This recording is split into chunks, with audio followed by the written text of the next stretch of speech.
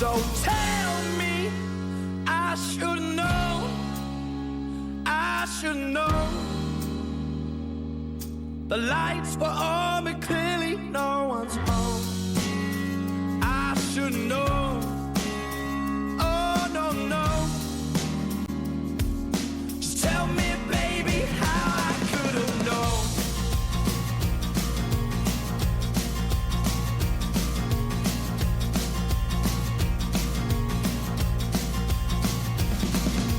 All my time you wasted, all it does is show that they just want to use me, then they'll let me go. And if you tell me how you think it should be, you already know. Watch our website, www.avradio.org, and go to our artist spotlight page or tab and check them out. And you read their bio, click on their photograph there, and it will take you to their website. And what's more importantly, I have the opportunity, along with you, more importantly, to have with us, joining us, Charlie Ferriday and Stuart Connick from Narrow Plains, coming to you live from London, England. Good evening, guys. Hello. Hello. So, man, How are you? we're doing great, and thank you so much for, like I said, being here. I know you're 5 hours ahead of where I am, but I was. Oh, no, it's a pleasure. Thank you for having us on. You guys are kind of classified as a folk rock indie kind of sound. Yeah, I'm not sure we even know, to be honest. Yeah. It's one of those things that I don't know. We've been trying to classify what our music is for quite a long time, but I think the truth is we've got quite a lot of different influences, and I think the main thing for us is just being able to make music where you can replicate it live. Okay. So not using too much sort of electronic sounds or sampled sounds is more, real music. Yeah, exactly. It's a very, we often call ourselves acoustic-based music, but whether it's folk or whether it's this or not, we don't know. Yeah, real quick, before we go any further, just so people, when they're listening to you, because naturally they can't see you, would you introduce yourself so they can listen to your voice and know who's speaking, if you would? Yeah, sure. So my name's Charlie, and my name's Stuart. I'm the drummer. Okay, cool. Yeah, now, see, I got to tell you, when I started listening to this whole album, which, by the way, congratulations, it just released, less than a week ago? Yeah. Well, last week, yeah. We've, the actual iTunes release and everything still hasn't quite come out yet, so you can pre-order it. Though, yeah, that's the 14th of February. It goes live on iTunes, but if you want it at the moment, you have to get the actual CD. So what you're telling me is we're a little privileged here to have your music. Ooh. That is exactly what we're saying. It's a secret preview. Oh, well, guys, I tell you what, I just found your sound very, very intriguing because, and to put it in perspective, and anybody who listens to me knows this, but you may not, I'm in my mid-50s, but I really like what's going on in the new music coming up. And you can listen to whatever genre you want, like or dislike. I've never looked at music that way. I've liked anything from Beethoven to, some rap and R&B. I've just always been all over the place all my life. But when I heard you guys, I had to stop and pause for a minute. So when I heard the folk thing, I actually grew up with folk music. I don't consider you folk. I mean, I do love your lyrics, don't get me wrong. Yeah. But I just found like whatever you guys are doing, it's working. Thank you. No, That's good to hear. I think we've been influenced by folk music and a load of other music and things, but I think you're right. We wouldn't really class ourselves as folk, but more sort of. There's no banjos. Right? Yeah.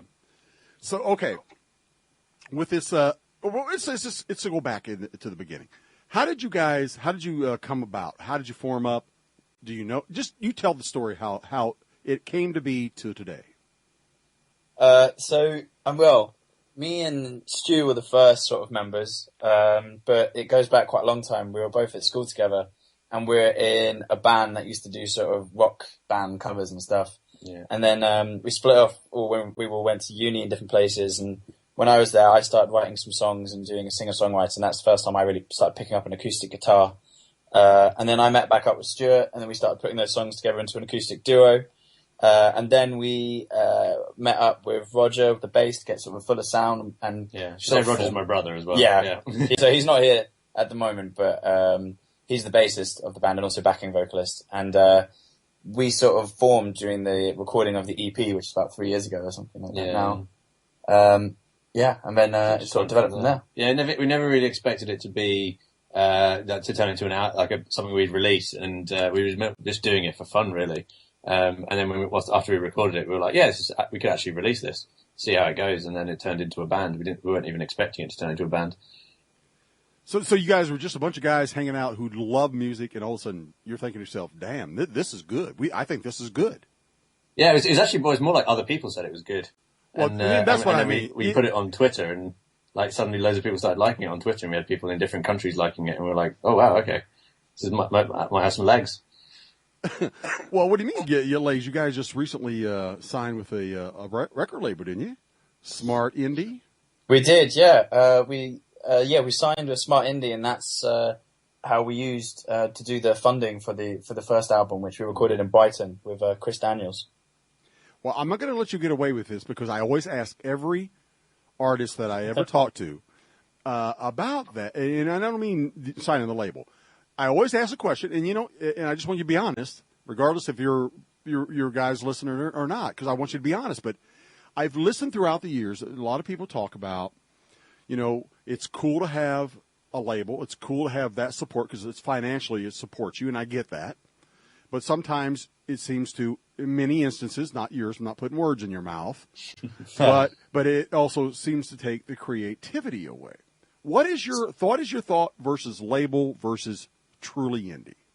I think, to be honest, the thing that really appealed to us was Smart Indie, and we've particularly been working with Phil Shaw, is his name. He's really allowed us to stay completely in control of the creative process, which has been really important. They're a very hands-off label. They just they like your sound, and they're like, well, we'll help you do it. But they're not kind of like in the studio telling us what to do and telling us what to say and how to look and all that sort of thing. Yeah, to be honest, it's felt more like a partnership, and I think I kind of hear what you're saying about that whole sort of label debate, and we've thought about it before. It's definitely the case with major labels. Yeah, and for us, we've always made our own videos. We've always had a big process in our own production and everything. Yeah, and we're still doing that. and it was the case with the album and the music video we just shot. We just shot that ourselves, and it was all sort of our own doing. But Smart Indie's just been a really good partnership, really, and it doesn't feel like we've lost any of the control in the creative process. Mm-hmm. That's a very rare answer anymore, and I'm glad. I mean, I'm not saying you did it politically. I'm just saying I'm glad to hear that because so many labels. I mean, it is. I mean, it's their money ponying up, so I kind of get that aspect of it, right? But I've always heard so many times throughout the years, just you lose control, creativity, as you were saying, and it's good to hear that you've got people who will support you because you are you and they believe in you. Yeah, I mean, it's been great. I think it's really. I mean, we didn't even realize that proper indie labels like Smart Indie still existed, really. So as in just like some guys who are willing to put money into music that they love. So it's great that they found us. And by the way, I add to all of our listeners out there, Charlie Ferriday is the vocalist and a guitarist, and Stuart. Yeah. Sorry, I should have said that. No, I should have said that. And Stuart is the drum and backup vocalist, which he did say that. So thank you, Stuart. Now you were talking about the video, and we were actually talking about I was telling you about the video of your latest single, right? And it is kicking butt, by the way. I should have known. But I was telling you about, and you said I just heard you say that you guys did that by yourself. I loved what you were going for, and I told you this, and you can attest to this to everybody who's listening. I love the simplicity. Because of the simplicity of it, it made it huge. Whatever you did, guys, that is whoever come up with it. That's a great idea. Thank you. I mean, we're still sort of a band that has to do things within a reasonable budget, and so we thought for ages about how can we do something simple well rather than try and do something complicated badly. Yeah, exactly. And that was essentially, we came up with lots of different ideas. That was really the focus behind that video, and all the faces you see there are all sort of close friends of ours that helped us out. So if you see the video, they're all sort of friends of ours. Mm-hmm. Let me ask you just out of curiosity, because I mean, I kind of do a very little of that. But how long did it actually take you to do that video? In terms of days, yes. we hired a camp. We shot the whole thing in 2 days. Wow. And it then took maybe about 3 weeks or something like that to edit. Yeah. Well, actually, it's pretty impressive, to be honest with you. Thank you. All right, now I could talk about some. You guys got a lot of accolades here. I mean, you've won winners of the London Hard Rock Rising competition. Tell me the story of that, and tell our listeners the story. How great is this? I love it. Yeah, it's really cool. I mean, it's a competition they do every year called Hard Rock Rising. This is the Hard Rock Cafe, and it's billed as the world's biggest Battle of the Bands competition. We went into it for a few years in a row and never got anywhere. And then suddenly we're told that we'd made it into the quarterfinals. And we had to go to the Hard Rock Cafe and play in front of a panel of judges. So it was literally like, we'd never done it before, where you play a gig and then you finish playing and then you stay on the stage and they like grade you on your performance. Yeah, it was terrifying. It was a bit weird, actually. We heard it wasn't going to be too intense, and then when we got there, it was really intense. Yeah, no, and then and the band before us, like they sort of said stuff to them. It was like, oh wow, they're actually giving like proper feedback. They're not holding back at all. So it was a bit scary, but it was really good fun, and we genuinely weren't expecting to do well, and we did. We got through into the semi-final, came back, and then somehow won, and it was amazing having all our fans there as well in London. Well, you also made a trip over to the States here, didn't you? We did, yeah. We won a competition with Bands for Good, and it was one of the best things that happened for us, actually, because we got invited to go to a retreat with John Davenport, who's this very talented music producer and engineer. Let me interrupt you. Oh, by the way, he just kind of worked with John Lennon, Rolling Stones, Bruce Springsteen. Just throwing some names out there, right? Yeah, no biggie. By all means, carry on. Now we're playing. By all means, carry on. I'm sorry.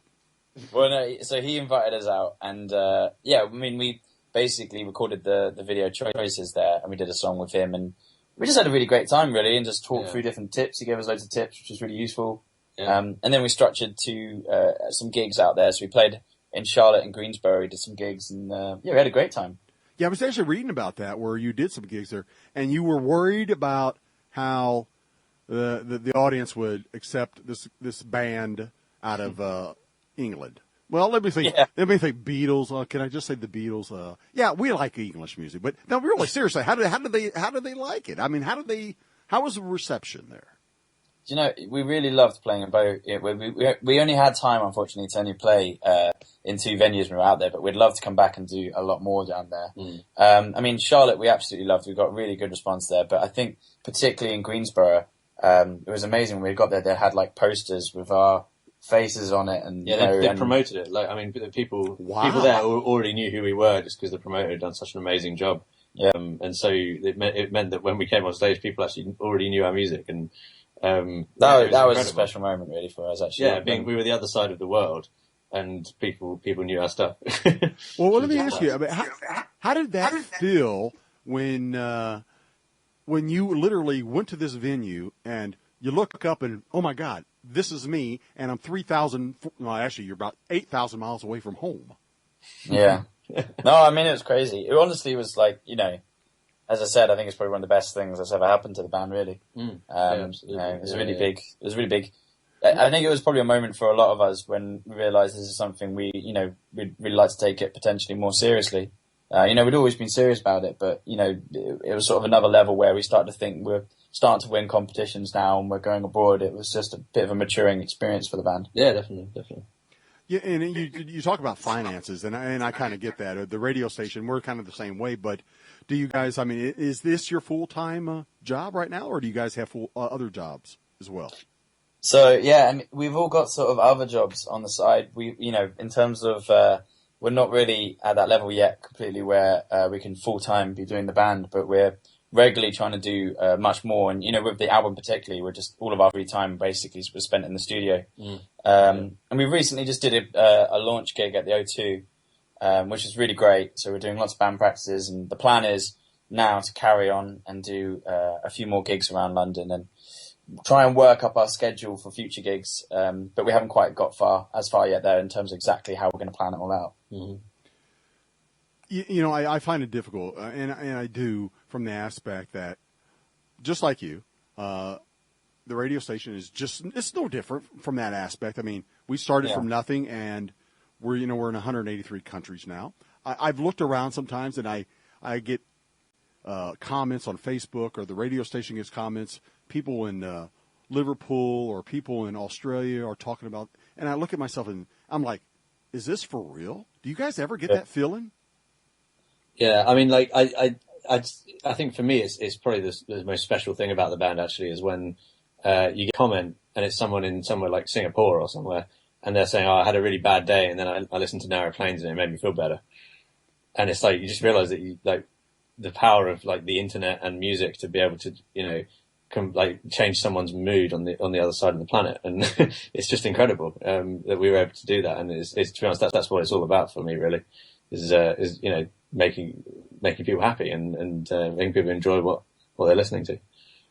Well, I think you touched on something right there, is the fact that, we probably, I don't know if we would have made it or not. I mean, you guys would have made it, I'm sure, but with the social media thing, with the internet, and with, everything really literally at our convenience, this is a huge platform. What do you guys think from an internet versus, or which gives you the worldwide, versus your AM, your FM stations? Are you guys played a lot there on your terrestrial sites?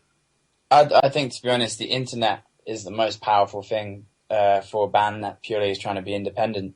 I think, the truth is that the internet's the most powerful tool for bands to be able to get their stuff out without necessarily being pumped behind a major record label. I think it's very hard to get a lot of, as you're talking about, the major radio station play without being behind a gigantic label. Yeah, I mean, most of the time they have playlists, don't they? So they have to play whatever's on one of the major labels, and there's not much you can do about that. I think for us, we never would have been able to be listened in any other of the other countries, or had any way the same amount of reach if we hadn't had the internet, we hadn't had social media, and we hadn't had these tools. And definitely, by far and large, it's probably the most important thing that's enabled us to get, to a level where we have at least now. Yeah.